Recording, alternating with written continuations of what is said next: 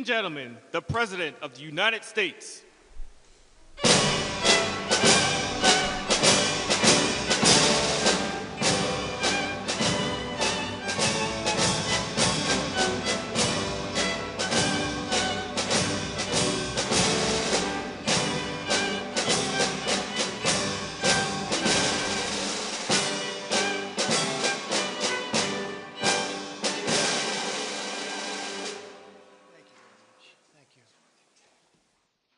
Please.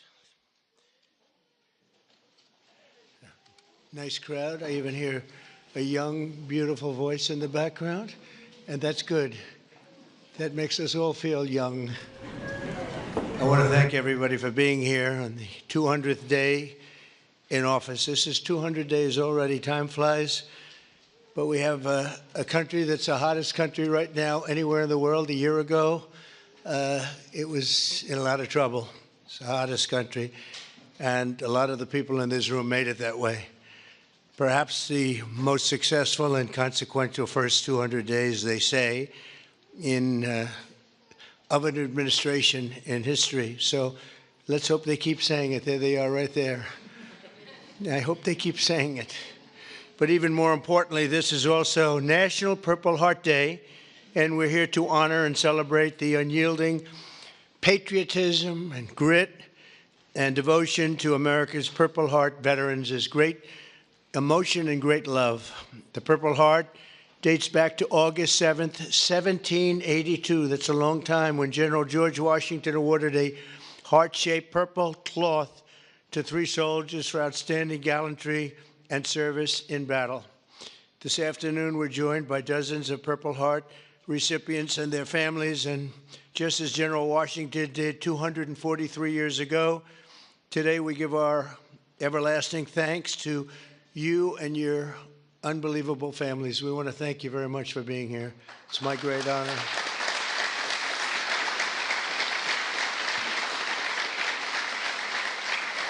We're also joined by American patriots who love our military and our veterans, including Secretary of Defense Pete Hegseth. You're doing a great job, Pete. Thank you. We're working hard together.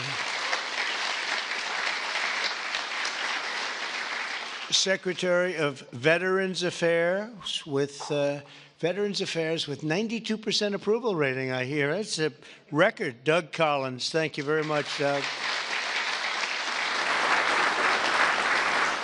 The Director of National Intelligence, Tulsi Gabbard. She's got a lot of interesting things happening in the last 2 months. A lot of interest. Keep it coming, Tulsi. Keep it coming. Chairman of the Joint Chiefs of Staff, General Dan Kane, my friend, who I knew a long time ago. He got rid of ISIS in record time. They said it was going to take 4 to 5 years. He did it in 4 weeks. That's when I said, if I get into this again, I'm going to make him the chairman of the Joint Chiefs, and that's what happened. Great job, and he did an incredible job in Iran. I want to thank you very much. Great job, General.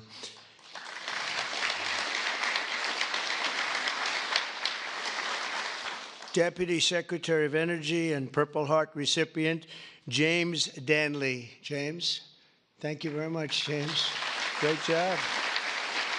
And we have a Medal of Honor recipient, Captain Paris Davis. Thank you. Where are you? Where might he be? Oh, look at you. You're better looking than I am, I'll tell you that. Thank you very much. Thank you very much. We're also joined by the Marine Corps veteran who co-managed my 2024 campaign, a fantastic talent in many ways after he was wounded in battle for our country in Operation Desert Storm, Chris LaCivetta. So where is Chris? Where is Chris? Chris, stand up, Chris. With your beautiful daughter, Victoria. Thank you very much for being with your father. It's very nice. Every Purple Heart tells a story of courage, sacrifice, and purpose. It speaks of a price paid for the soldier beside you, the country behind you, and the generations of Americans yet to come. And we have some great generations to follow. It's going to happen. Those who wear this medal ran into bullets, faced ferocious bombs, and shed their blood on the field of battle. We will never forget what they did. We will always use them as an example of bravery and courage and strength. And we will also always think, when we look at them, of our great American flag. We want our great American flag to be strong, and it's stronger than ever. Since day one, my administration has used every power we have to fight for those who have fought for America. In 6 months, we have reduced the backlog of veterans' waitings, and that waiting list was very long, Doug, wasn't it, huh? For the benefits, and it's 37%. So it's just, is that all you did, Doug? 37? I don't know, huh? That's incredible, actually. You're getting tremendous marks, and we appreciate it very much. We've processed more than 2 million disability benefit claims this fiscal year, on track for the most ever.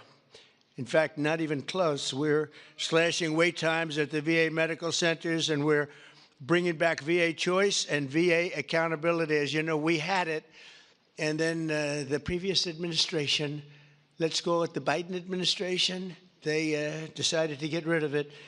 And you know, choice is where if you wait in line for an extended period, or you're not going to see a doctor for a while, you have the right to go out and get a doctor, and we'll pay for it, and you get yourself all fixed up real fast. You don't have to wait 6 weeks, 8 weeks, months like they were doing. And VA accountability, I'm very proud of those. We got them passed. Actually, Doug, you were a member of Congress when we did. You helped us a lot. But we got them passed in the legislature, so they're with us forever. And yet Biden found a way to not use them.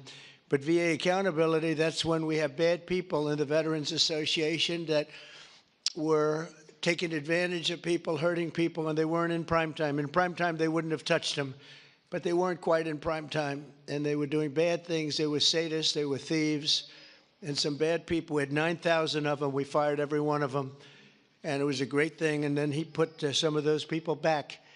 I don't know why they did that, but they did it. But we got them out again, I think, Doug, right? So it's good. So we had VA choice, VA accountability, something we're very proud of. I'm also working to keep my promise to end veterans' homelessness in America. In May, I signed an executive order to open the National Center for Warrior Independence in Los Angeles, California, which will house up to 6,000 homeless vets. It's going to be beautiful.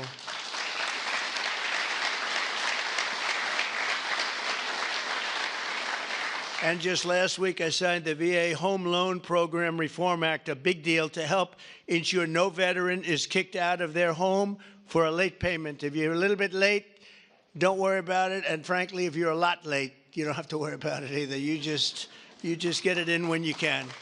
Get it in when you can. And America's veterans have done their duty for us, and under the Trump administration, we are doing our duty for you, okay? That's the way it's supposed to be. One of our brave soldiers with us today is Army Veteran Specialist Kevin Jensen. In 2008, Specialist Jensen was a gunner in a Humvee racing to support a platoon ambushed by the Taliban in Afghanistan. His vehicle was hit by a roadside bomb, flew 10 feet. He flew 10 feet up into the air and exploded in flames. The whole place was in flames, including, unfortunately, Kevin. But he suffered deep third-degree burns, and all over his body he was in trouble, big trouble. Despite the agony, he selflessly ran to the aid of his platoon leader, who was engulfed, or just absolutely, everyone thought he was gone. He was engulfed in fire. "Sir, I've got you. I've got you, sir," Kevin shouted and pulled his friend to safety. Specialist Jensen earned the Purple Heart, and he's here today with the platoon leader whose life he saved, and our newly sworn-in VA Undersecretary for Medical Affairs, Captain Sam Brown. Kevin and Sam, please stand, and I know Sam very well. Sam is great.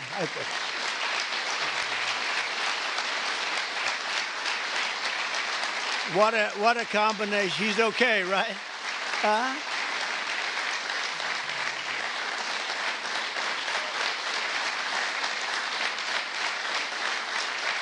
Great, Sam. Look good.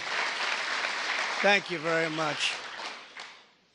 You did a great thing, because I got to know him and his really beautiful wife. You know, you're not allowed to say beautiful anymore. It's political suicide, they say. But I'll say it anyway. And the most beautiful family you've ever seen. And I just want to thank you for having done, and you for your great bravery. It's really great. Thank you both for being here. Appreciate it. Thank you. Also with us is 24-year Army veteran Brian Willett.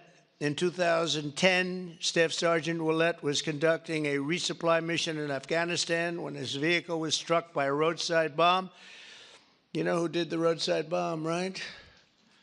Soleimani. Where is he? Where is he? Where is Soleimani? He did. He was the father of the roadside bomb. They say 92% of the people who got either killed or badly hurt, it was Soleimani. He was the one that did it more than anybody else by far.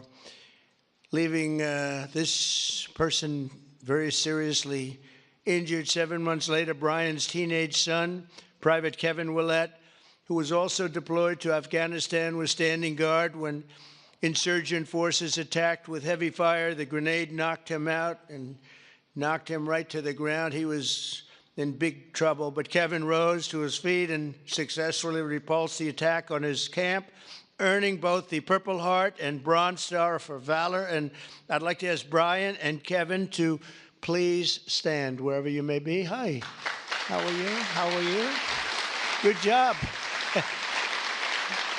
Good job. Two great people. I would say these are different types, right? These are different types, right? But same blood. That's all we care. It's very good. You both look great. Thank you both very much. Appreciate it. We're also joined by Marine Corps veteran Staff Sergeant Thomas Mateo, wounded 6 times during 2 tours in Vietnam. At the end of his first tour, shrapnel sliced open his abdomen, and he was left bleeding, and they thought he was gone. He was on the jungle floor for a long period of time, but he recovered and chose to go back and fight. Thomas later continued to protect our citizens as police chief of Hialeah Gardens and Inverness. That's 2 good places. We love those places. We love Florida. Every time I ran there, I won, so I got to love it, right? Set records. We have the all-time record, Thomas, and he was one of the very rare 6-time recipients of the Purple Heart. Boy, you got hit. Where's Thomas? 6 times. You got to be kidding. That's pretty tough stuff. And look at you. You look fantastic. So did it have any negative impact on you, would you say, now that you're recovered, fully recovered, would you say? Do you get any extra aches and pains or anything? 2 prosthetic knees, sir. That's it. That's called an ache and a pain. That's right. I know. I have the whole list. It's amazing, and you look great. Thank you very much. That's some list. Thank you. It's amazing. Amazing. Last year, after an assassin tried to take my life in Butler, Pennsylvania, Thomas generously mailed me one of his Purple Hearts. Many of the other veterans showed me the same unbelievable gesture of kindness, including 3-time Purple Heart recipient John Ford and Gerald Enter Jr., who also came along with us and did us a great, great favor. Gerald, John, and Thomas, I want to thank you very much. What a great honor to get those Purple Hearts. I guess in a certain way it wasn't that easy for me either when you think of it, but you went through a lot more than I did, and I appreciate it all very much. Thank you. Thank you. Where are you? Stand up, please. Please. Thank you very much. Thank you very much. Thank you. Thank you. Great. That was someday. That was someday we had together, though, huh? That was someday we had together. Thank you both very much. Thank you all. From the very beginning, our nation's fate has depended on heroes like those in the room who placed their bodies between the enemy fire and really that fire and the American freedom that we all love so much. Because of their sacrifice today, our flag is still waving proudly, and our freedom is still safe and secure, and our future is looking brighter and greater than ever. Our country is doing really well. We're very proud of our country. We had that mission. I watched those B-2 bombers with those pilots. We had them in the Oval Office celebrating their incredible bravery and talent. pure talent. Every single bomb hit its mark perfectly. And then we had Tomahawks coming in, 30 of them coming in from submarines that were 300 miles away. They all hit their mark too. Look at this smile on you. You think that's your boy. Hey, look at his smile. But it's pretty good, right? Pretty good. We had them and we celebrated all together. We actually had 52 tankers. Can you imagine? We had a lot of the people over to the White House, to the gardens, and it was an incredible day. It was a day of celebration. They've been looking to do that for 22 years. One of the pilots came up and said to me, you know, we've been waiting for 22 years, my predecessors, because he was a young guy, but he said, we've been practicing this 3 times a year for 22 years. Who knew that, Pete? And I said, you mean you knew exactly what to do? He said, every single year, 3 times a year, we'd practice for that specific event. And you were the one that had the guts to do it, send us on our way. And I said, were you happy or unhappy about the fact that I said, he said, we couldn't get into the planes fast enough, right? And he said, well, you guys are different, but they're really talented people and special. We've had some incredible success.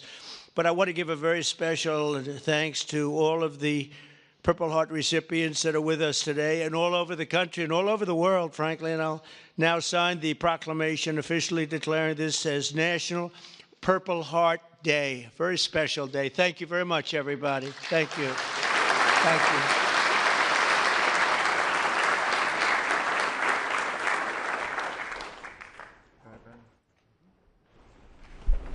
I know who I'm giving this pen to. That guy right there. 6 times.